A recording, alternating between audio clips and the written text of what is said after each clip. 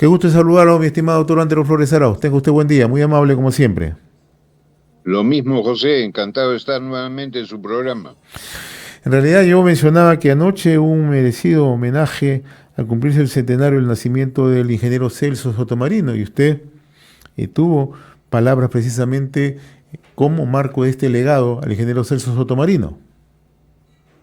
Así es, estuvieron muchas personas, estuvieron la gente de Minera Poderosa, Isabel Arias, Roque Benavides y una serie de Rómulo Mucho, y mineros muy connotados, porque este año se celebraría el centenario del nacimiento de el ingeniero Sotomarino Chávez, el cual falleció hace cerca de 3 años, a los 96, 97 años.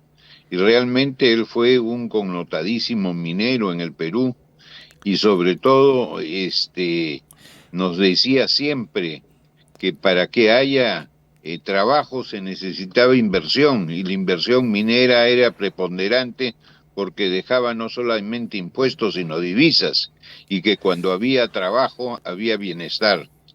Celso fue uno de los abanderados de la minería y también cuando había gente antiminera que decía este eh, la frase esa tan famosa, agua sí, oro no, él decía oro sí, agua también, las dos cosas no eran contrapuestas, como tampoco era la contrapuesta la agricultura con la minería, podían vivir juntas. Y es lamentable, pero ver departamentos como Cajamarca, que tienen tanta minería, pero que está cerrada, que no se explota y que haya tanta pobreza y sea uno de los 3 departamentos más pobres del Perú.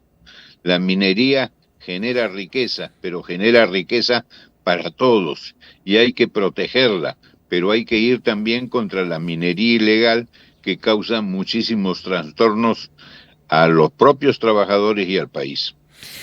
Y el ingeniero Celso Sotomarino también dejó un legado en la vida política, porque tuvo un paso por la política bastante reconocido, ¿no? Como parlamentario, Sí. como constituyente, como militante de un partido como fue el Partido Popular Cristiano. Él siempre fue social cristiano, pero él muy vinculado también en los aspectos económicos Así es. y fue uno de los que más insistía en exponer lo que era la economía social de mercado que se incluye en la Constitución Política del 79, de la cual fue partícipe Celso. Y también él volvió a hacerlo en la Asamblea Constituyente, llamada CCD, Congreso Constituyente Democrático, en el 78, que dio origen a la Constitución del 79. Perdón, 82. 92, que Así fue es. origen de la Constitución del 93. O sea, Celso estuvo en la Asamblea Constituyente del 78 y en el Congreso Constituyente del 92. O sea, él es partícipe de ambas constituciones, de las dos últimas constituciones que ha tenido nuestra patria. Es un privilegio muy selecto el que tuvo Celso Sotomarino en ello, y fue una de las personas que más insistió en la necesidad de que el presupuesto sea absolutamente balanceado, es decir, que no se gaste más de lo que se ingresa. Fue uno de los que más estimuló también las garantías para la inversión, dentro de su frase de que sin inversión no hay trabajo y sin trabajo no hay bienestar. Entonces Celso ha dejado un larguísimo legado y junto con Ramírez del Villar eran los abanderados de la tesis de que los congresistas no debían tener iniciativa parlamentaria, porque como no generan los ingresos, son muy fáciles de promover egresos irresponsablemente, como lo hemos visto tantas veces y lo seguimos viendo con la creación de universidades que no van a conseguir ni maestros ni alumnos. Bien, aprovecho esta conversación, doctor Antero Flores Arauz, para preguntarle cómo está observando usted la situación política en el país. Hoy el Congreso de la República, en un pleno extraordinario, ve la posibilidad si se censura o no al presidente encargado José Gerí. ¿Cómo está mirando usted la situación del país en estos momentos? Es sumamente tensa, indebidamente tensa. Yo me pregunto, a escasos menos de 2 meses de las elecciones generales, a escaso un semestre de que deje Gerí el cargo, ¿vale la pena estar dentro de estos procesos que generan tensiones, que generan enfrentamientos, que generan inestabilidad? Oigan, déjenlo a Gerí tranquilo, será juzgado después del 28 de julio, pero no creemos más inestabilidad en el país. La verdad, no los entiendo. Y como no tienen los votos para una vacancia, han generado una tinterillada, que esto es una censura porque él sigue siendo presidente del Congreso.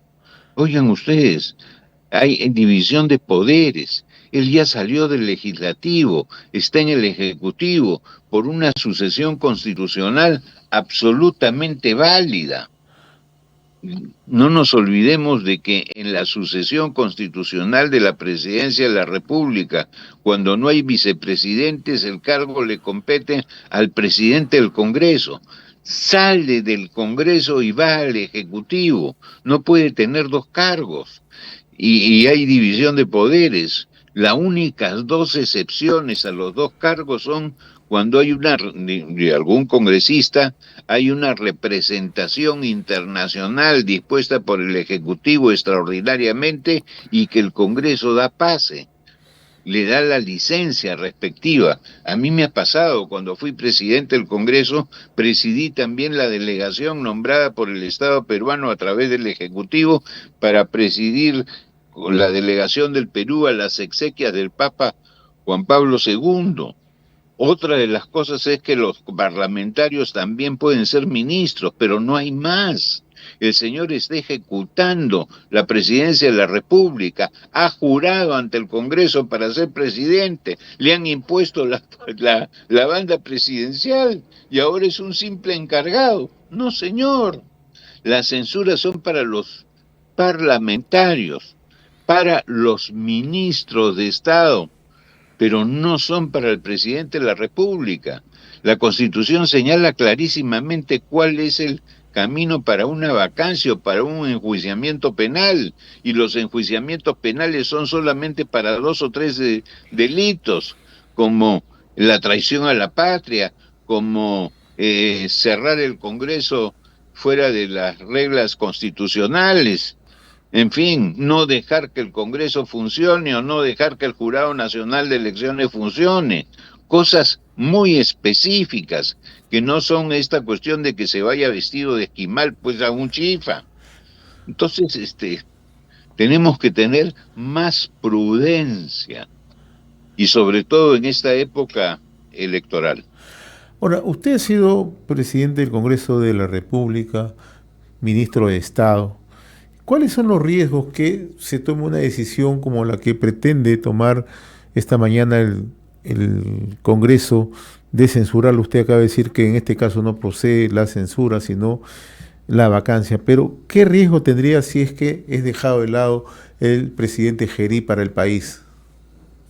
Primero, conseguir alguien que, que pueda hacer las cosas bien en este último semestre que queda, cosa que es bastante difícil en este Congreso en que hay muy pocas figuras que realmente sean descollantes y tengan la capacidad de vida para presidir el país.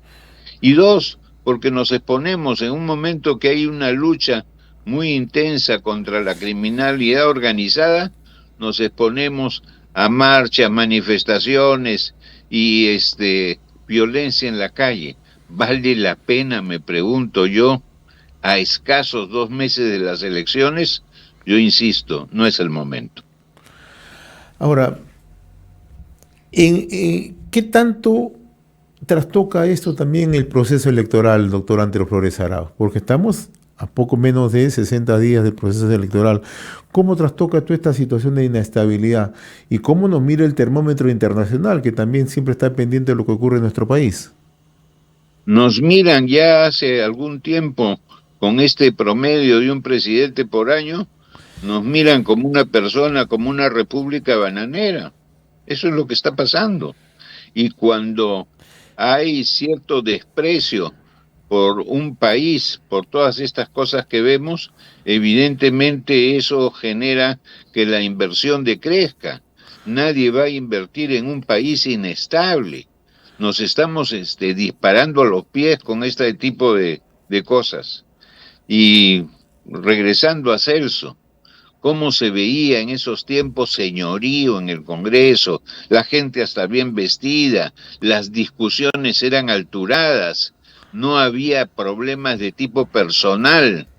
Hoy día vemos gente que no sabemos si tiene currículum para no para ser congresista, sino de repente para ser partícipe de la delincuencia organizada. Qué horror, por Dios, a Una, lo que hemos llegado. una situación bastante delicada. Yo le agradezco como siempre la amabilidad que tiene con RCR, doctor Ante Flores Arao. Siempre es un gusto dialogar con su persona. Muy amable. Saludos.